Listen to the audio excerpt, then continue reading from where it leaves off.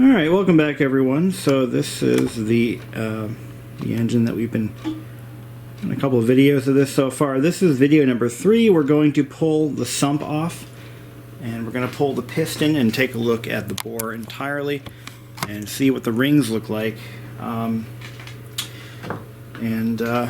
Let's get on it. So I've got me a 9/16 wrench and I'm going to pull the sump bolts off with the wrench.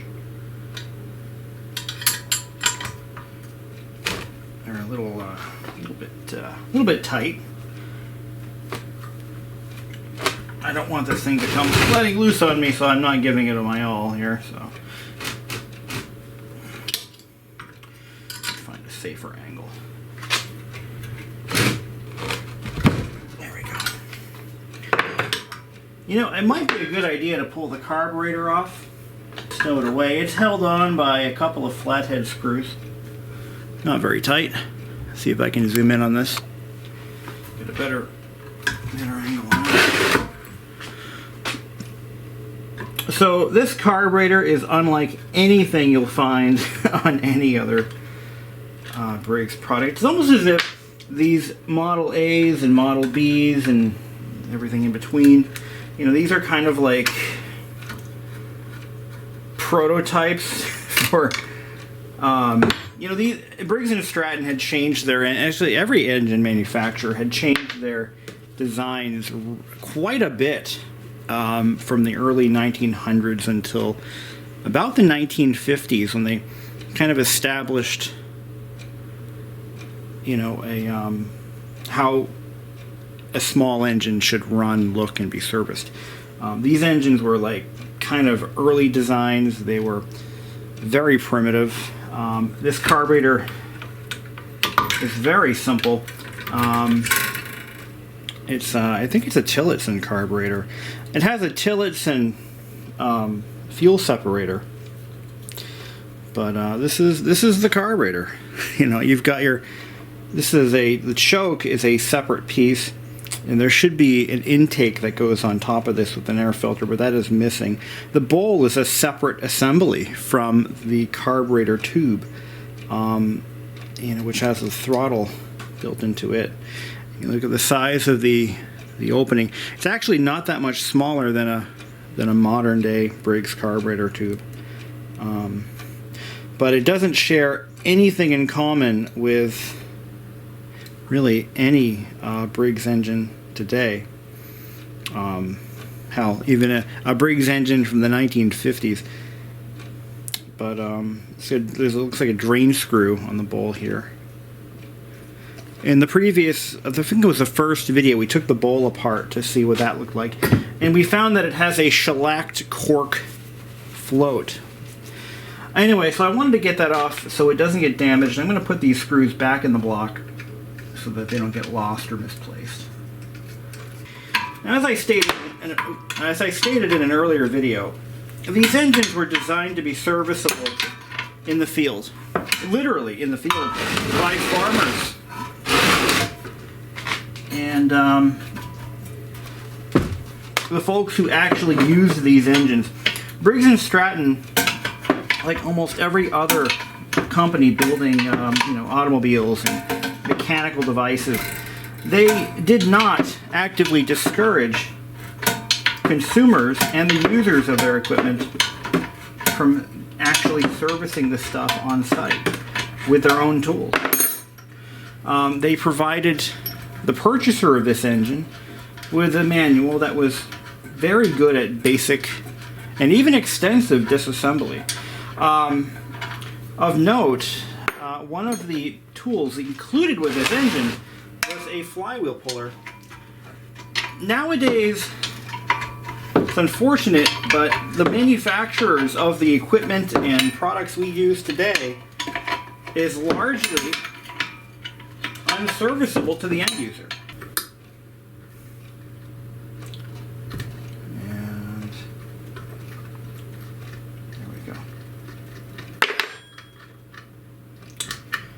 But yeah, the days of being able to fix your own stuff are dwindling. And what's really sad is farmers, the the folks who feed us peasants, they're the ones who are really getting hurt by all this anti-right to repair legislation, because they can't even fix their own damn tractors, and they have jobs to do, mouths to feed. Why don't I do something a little different here?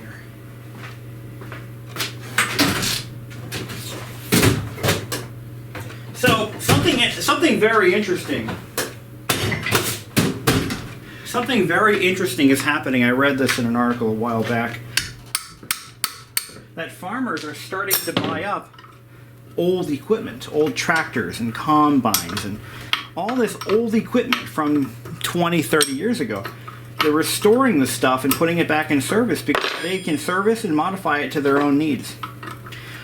And there's nothing John Deere or Massey Ferguson or whoever else is in the business, nothing they can do about it.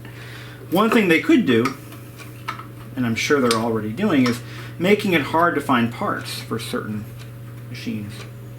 And that's where, and I hope this is the case, and that is where independent manufacturers can start producing replacement parts for machines that no longer have parts available for them. It's a wonderful thing that could take place. We'll go back to small companies building parts to keep the country running, to keep the wheat harvested, to keep the, to keep things moving along. Anyway, enough ranting. So what we're going to do is we're going to pull the sump off. I'm going to no matter how I split this case, I'm going to get hell for it. So I'm going to take a screwdriver and just lightly tap. It's cast iron. It's very fragile. It's also very old cast iron. So, it's not as strong as modern cast iron would be. Got it. Okay. Should just fall right off. Just like that. Okay, so we've got the engine split. I'm going to put a rag down. I'm going to wipe off the bench here. I'm going to put a rag down here. And we're going to put it sunny side down on the right. Oh my god, this engine's heavy. Wow, check this out. So not only does it have a nice, beautiful asbestos gasket here.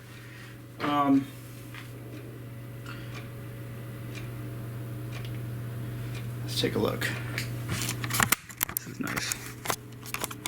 So you can see this beautiful asbestos base gasket. This is the original gasket, I bet. I don't think it's ever been replaced. So now we get a better view of what it looks like internally. There's our crank in the foreground, our camshaft in the background. There's our governor. Now again, this is all viewable in the other video, but this one is a little more user-friendly. Oil pump here. And that sucks. It's got a nice heavy-duty... Yeah, this is really clogged, too. This should be cleaned out. There's a lot of gunk in there. But there's our filter, our strainer. Just strain out heavy chunks. And that's pumping oil. I think what it does is it pumps the oil up onto the camshaft, which slings it, probably catches it on here. You see there's an oil port right there. We'll have to follow the money, so to speak, to see where it goes. Okay, so now what we're going to do is we're going to crack loose the nuts that hold the connecting rod in. I'm trying not to get too dirty here. There we go. And we should have torque specs in that manual that Briggs and Stratton provided every owner of a Model A engine upon purchase. Here's how our engine works, here's how you can copy the design, and here is how you can fix it. It was a different time. Let us know if you have any ideas on how we can improve our engines. And we'll send you a coupon for a new one. It was a different time. Right. All right. So what we want to do is take a look at the cap, see what kind of wear is on that, see what kind of wear the bearings have withheld, how much wear the bearings have endured. We did find in the last video a lot of scoring on the crank as well as the brass or bronze, brass, I'm not sure which. It looks like brass to me, but the brass bearing looks pretty nasty. All right, let's take the cap off. I think we got enough bolts out of there. Let's see here. Sorry for the bad angle. I can't get my camera up, down in there easily, and well. Ooh, there's shims. Shit. All right. Well, there goes that. Damn it. Well, I can see a little bit of wear. Not too much. There we go. All right. Off we go. Okay. All right. For starters, all right, here's the piston. Question is, where did those sumbitches go? There's one. There it is. There's one, but there were two, I think. Okay. How's the piston look? Well, I see some very minor scoring. But you look at that oil control ring, that's the one on the bottom. It looks kind of beat. Like it's got stuff, it's like there's sludge in it. Now the oil control ring is designed to scrape the oil off the walls, and it should fall into these grooves. You see there's little grooves all around it. And it's supposed to fall back into the grooves, and I believe there's a channel inside the piston. There's some channels in there to allow that oil to drip back down. You can actually, if you look inside here, you can see I'm moving that oil control ring right there. So the oil is supposed to drip back down into the crankcase, all the excess oil. And you've got two compression rings. One of them, the one on the top here. Now see this one? Now this ring is stuck. It is stuck. It is not doing anything. It should be able to move freely, and it is not. Could we reuse these rings? Of course we could. Is it best practice? No. No, they should be replaced. And I'm going to at least hone the bore. But you see this one right here? This is why we're taking it apart. Because this is going to cause... See, this should be able to move freely. And it is stuck as stuck can be. So it's going to take some work here to free it up. And, ooh, there we go. We're getting there. Now it's free. So this is going to severely hinder compression. If we were to have just put the engine together and make it run, this would be causing the engine to run at very low compression. Now this one as well, the other ring is also, it's not moving freely at all. Another thing that these stuck rings can do is they're going to favor one section of the wall rather than the other, and they're going to cause the wall to score and wear heavily on one side. So what really should happen to this engine, and it's not going to happen, I'm just going to tell you now, what needs to happen to this engine is it has to be checked for wear or taper. It needs to be checked for taper. Cylinder bores tend to taper off, I believe, at the top where the most wear occurs. So it'll be perfectly round at the bottom, but as you reach the top, it begins to go out around. And that is when, if it doesn't meet the taper limit requirements of the engine, you have to bore the entire bore. Get it? Bore the bore. Okay. That was a dumb dad joke. I'm not a dad, and I hope I never become one. But that was a dumb joke. So let's before we get screwed here, I'm gonna get this cap and this one shim I have. We're gonna get these reattached to our connecting rod. I found the bushing. I found the shim. Well, I found the shim, and this is why I want to emphasize this too. If you're missing a part, don't wait to find it later, because you just might not find it, and then you forget about it, and you're like, oh, screw it, it's probably somewhere, you know. I'm just going to go order a new set of shims, and we're going to put the engine back together because I'm in a rush, and we're gonna get it running again, and you know, we'll be good. It'll be ready by the soapbox derby, and then you start it up. You put the engine on your soapbox derby car. You're cruising along, whizzing by all the other people, and you're like, hey, I built a great engine, then ka-chunk. The engine locks up, and you're like, what the hell happened, right? My engine just went ka-chunk, and now I'm dead. I just lost the race. And you pull the engine apart to see what the hell happened, and then you find your lost shim. I found it behind the cam gear. It fell wedged between the cam gear and the block. I saw this tiny glint of brass. I'm like, uh-oh. So I flipped the engine around. And I found it. And there it is. And look at this guy. This thing is, you know, it's old. It's got some wear. This thing's seen the farm and back. But it's all there.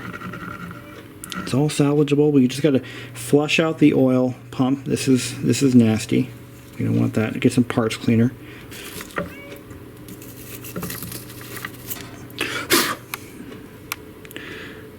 Ooh, that don't look good.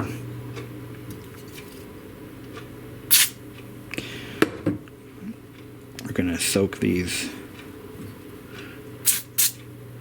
in pea blaster so that they will hopefully come out eventually. Maybe get the crankshaft treated. Like I said, we're going to be looking at the oil seal situation. One of my viewers commented that there should have been a seal in the right here in the in front of the crank flywheel side. There should have been a seal there, but I actually don't think there should have. I don't believe there is a seal that goes there, to be honest with you. That's my opinion. My opinion is that it is entirely it is not sealed, and it's depending on the force of gravity and slinging to get the oil into a channel where it. I could be wrong. Tools for that. We're going to get the oil pump out, and so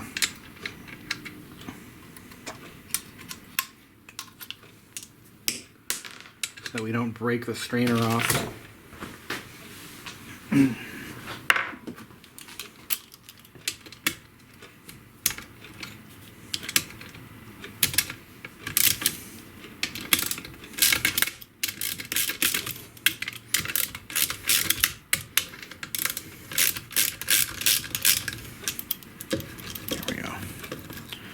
Take that out.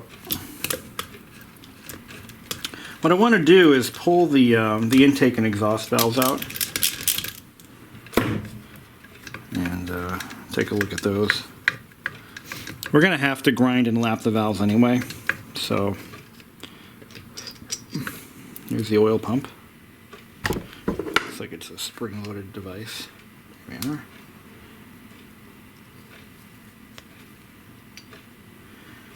Bad. Not bad. There's a little check valve in there. So it looks like what it's supposed to do, because it goes in this way. What it's actually doing is it's pumping the oil from the bottom and sending it through this little nozzle here. And I bet it works pretty well. So we'll put that aside. I gotta get some containers for all these parts. I don't want to lose anything. I want to put the screws for the oil pump in the oil pump so that I keep them together. I don't want anything to protrude or break at the bottom of the crankcase. Flip it around. Okay. So what I want to do now is get the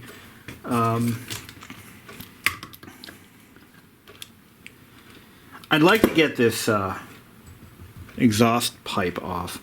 I'm going to need heat for that, and lots of it. Because that is not going to want to go anywhere. So why don't we try this? I can't get a socket in there. Maybe I can if I use an extension. If I use a flexible one of these little ball things here. If I use a swivel socket extension, I might be able to get it. Yeah, that should do her. So let's put this socket back, and we're going to need the next size down from that. There we go, that one right there. Okay. Okay. So what we're going to do is we're going to pull off on the modern Briggs engines, 1950s and up. This valve cover, this is a what you would call a push rod cover. But on modern engines, it's actually the modern flathead Briggs motors. This is actually the crankcase breather. So just now, what we got to do is I don't actually own a valve spring compressor to remove the valve keepers. So what I'm going to do is I'm going to, so you can see how this works when I roll the crankshaft. See what it's doing. Get your push rods here, your valve stem there, and the valves are held in place, or the spring retainers are held in place. It should be a pin or something. Let's get a, I've done this before with a valve spring compressor, but I don't have one here, so. Yeah. Actually, I'm not really sure how these lock in. I believe if I rotate the valve, yeah, I think what I have to do is rotate the valve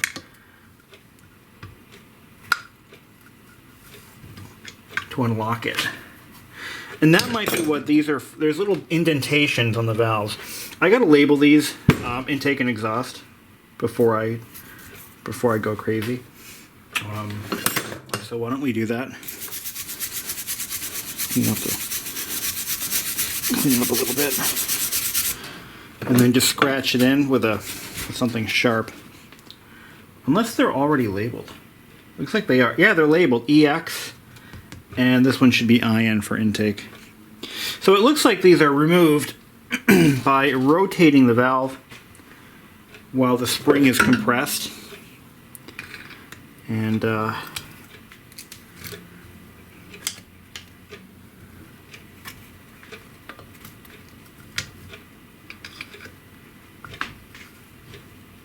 maybe not. Trying to figure it out. Let me give it a second, and I'll try to figure this out. From the looks like it, there's a little slot right there, and what you've got to do is simultaneously compress the spring to make. Yeah, you have to line that slot. There should be, yeah, there should be, or is that split in two? I don't want to wreck anything. Yeah, I need to compress that spring and keep it that way while I work the valve around. I just took my screwdriver and I split it apart like that. With the valve down and the spring up. We're going to need a spring compressor probably to put this back together again, but This gives you an idea as to how that all works. And now on a modern engine, well, modern as in 1980s, 90s, they're going to do it a little bit differently. They have a valve seat or a spring seat. Yeah, see, now, all right, now I've got it all, it's all released. And now I can pull the valve out like that. Anyway, the more modern design has this little disc that slips in. And it's a little easier to do than what we're trying to accomplish here. I just need to rotate the valve the other way. And it doesn't want to rotate for me. There we go. Ah, there we go. Now let's push it back in while the spring is still compressed. I think my dad actually has a spring compressor. I'll have to hit him up for that. There we go. We got the keeper out. Both halves. Okay. Huh. There we go. Now let's see how these valves look. Here's our exhaust valve. Well, you can see the basic shape of the valve stem hasn't changed. It's just the keeper mechanism that has changed. So down inside there, I've got to fish these pieces out before we complete this video, before they get lost. The little valve keepers.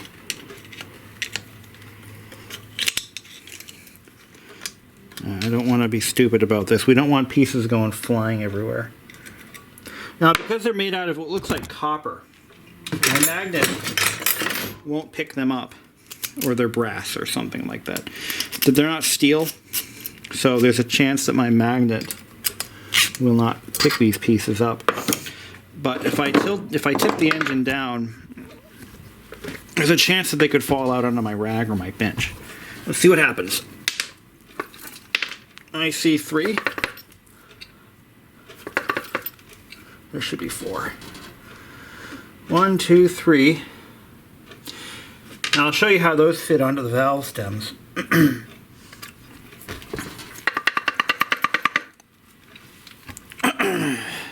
And we can't be missing one. It's in there somewhere. Let's see if we can find it. Yeah, I see it. So what I'm going to do is take a little screwdriver and just kind of free it up. There it is. It's behind the spring.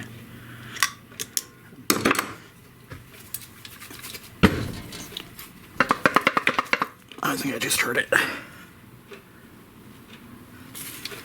Let's see what we got.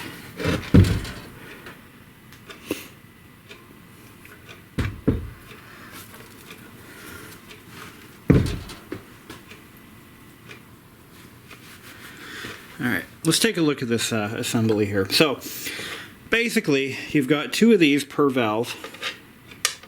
There it is. I got all 4 now. All 4 are accounted for. Now, these little keepers, they simply clip on, or they just snap on. So when the valve is under tension, actually it goes the other way. So these actually wedge. So the spring seat slides over these 2 wedges, and the tension of the spring is what keeps these from falling out. So, all right, we've got all 4 of those. I'm going to get some little boxes and packing material. I want to get these parts all sorted out. Now here's here's our exhaust valve. It's a Thomson Silchrome EX. That means exhaust. So here's our intake valve cover. We're going to just pop the bolt back in there so that doesn't get misplaced. And this engine is almost as far disassembled as I'm going to go. I do need to get that pulley off, crank, and we need to get an easy out so we can get the broken head stud off, or the broken head bolt. I don't see any reason to remove the camshaft. Now, removing the camshaft is a little bit more involved. See, now it freely rotates. Removing that camshaft is a bit involved. I would have to, so that's a steel pin that goes in here, and on the other side there's a cap. That cap would have to come out, and I believe we would have to use heat and pressure to remove the pin. So let's take a look at that camshaft. See how there's a center eccentric in addition to the intake and exhaust lobes? Of course, that center eccentric is supposed to be for the oil pump. And then we've got our governor here, which links to, this is what controls the engine speed. So that cuts the throttle down. If these weights swing out, see how that works? The faster this engine spins, the further out these little weights go. And they push on this lever, which in turn cuts out the throttle. Now, Tecumseh kept a design similar to this all the way to the end. But Briggs and Stratton, for some reason, they went, in their later design, in their 1950s and later engines, they went to an air-regulated governor. So it's a much simpler, cheaper, easier to build design, but it has a fatal flaw. So the Briggs engine that is on this tiller right here, which is a horizontal shaft about the same size as this guy here, inside this cover here, there is a metal flag that swings in. It has a counter spring on it, but what it does is the faster the engine is spinning, in theory, the more air is being generated by the cooling fins on the flywheel. And that air pushes against that flag and does the same thing. The fatal flaw is this. It doesn't work very well if the engine is not properly maintained and there's a lot of, say, a rat's nest, for example, or if there's a lot of debris built up inside the flywheel cover. That debris will reduce the airflow and cause the governor to not work, if at all.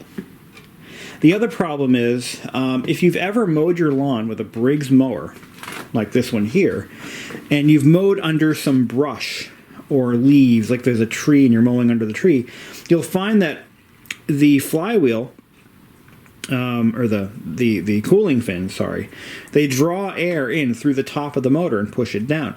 What happens is it sucks up leaves and, whatever the tree's made of, leaves, and it causes the engine to speed up. And it's doing that because it's blocking the airflow to the cooling of the engine, causing the engine to speed up. It can actually send it to full throttle. Send it to the moon and back. And that's because the governor requires airflow to function. Now you can see in their earlier designs, they weren't thinking, low cost. They were thinking, well, what works? And this basic governor design dates all the way back to the steam engines of yore. Or mine. And just a very simple, very effective design. Very reliable design. Now, so where are we now? Well, simply put, we need to get this all cleaned, degreased. I'm going to probably maybe sand away some of the rust. I don't know. I haven't decided how far I want to go with it. But what I do need to do is we got to remove that crankcase breather. That was like one of the last things I wanted to take off because it's got to come off. And the crankcase breather is this monstrous looking thing right here. And it looks like it spins on. Now there's a cap over this. This cap comes off. There should be like a wire mesh inside. I haven't really, maybe if I pop it off. Not really sure. I don't want to damage anything. Let's try using a rag. Maybe we can just remove it. Yeah, it's threaded on, it looks like, but I don't want to damage it.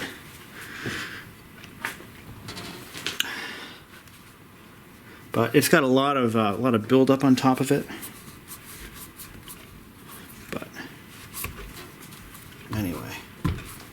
But we've made a lot of progress in the past couple videos. Let's try something else.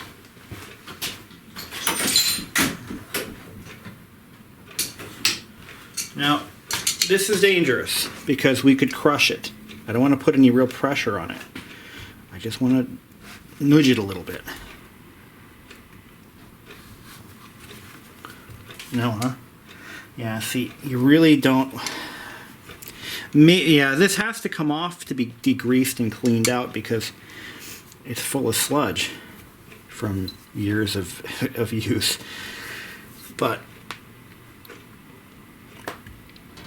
I don't want to damage it. And I'm afraid that's what's going to happen. And there's no way to get a wrench on it. Maybe the cap comes off. It looks like it's snapped on. So let's try this. There we go. Alright, so that's all we got to do. And you can see there's a mesh filter in here. We can clean this out with kerosene, maybe a little gasoline. It's just a wire mesh. That should be cleaned thoroughly. Yep. Oh my god, that smell is so. You could actually replace this with a low grade steel wool. Yeah, you could do that. I might just do that. No, you know what? We'll keep the original stuff. We'll just clean it real good. And then you just tap it back on. That was a normal maintenance procedure on these engines.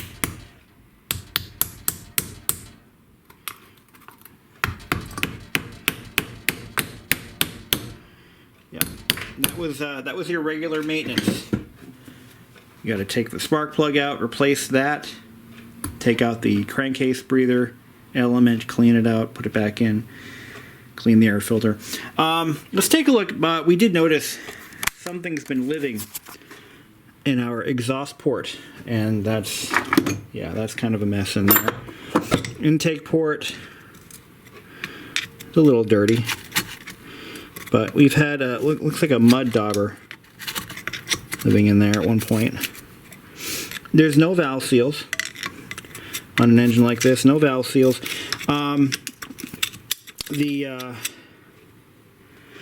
That's why these engines, you know, they definitely were notorious oil burners as they wore out, because, you know, they just that's just what they were. They definitely burned oil. I wouldn't imagine a lot, but they did burn oil for sure. And yeah, we're gonna save this engine though. It's just gonna take a lot of work. As for the bore, now that we have the piston out, let's take a better look at what's really happening there. I really thought about it over the course of last night and been thinking about it a lot. And I think what we're going to do for this bore is we're just going to hone it. I'm going to try to find new rings, just because I just feel comfortable doing. I feel a lot more comfortable with new rings than I do not doing the rings.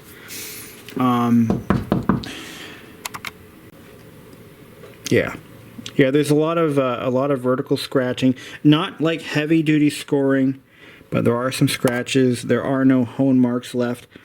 The pitting, you know, isn't so bad. But right here, right where it stuck, it is very pitted. So let's just see where a good honing gets us. And oh yeah, right here, there's a ridge, a heavy duty ridge right there. I don't really like that. There's one there and there's one there. And if you look at the piston, which is over here somewhere, where's the piston? Where's that piston? Did I lose it? Did I lose the piston? I lost the piston. Okay, if you look at the piston, that almost lines up with the oil ring and the top ring. So that's where they rusted to the bore. It's kind of nasty, but we'll have to figure something out. Or maybe I just go ahead and buy an oversized piston, get it bored out, and do it right. Let me know in the comments what you think. That is nasty. See, a new ring is going to catch on that, unless I do something about it. Maybe that tune-up in a can stuff that the used car dealers are always pouring into their poor, unsuspecting customers' vehicles. Tune-up in a can. Seals, minor imperfections in the bore. Yeah, all right. Okay, I'll take your word for it. Alrighty. Well, that's all we got for now. I don't know how much more I can do right now, but can't wait to see this thing run again. Grandpa's going to be smiling from heaven.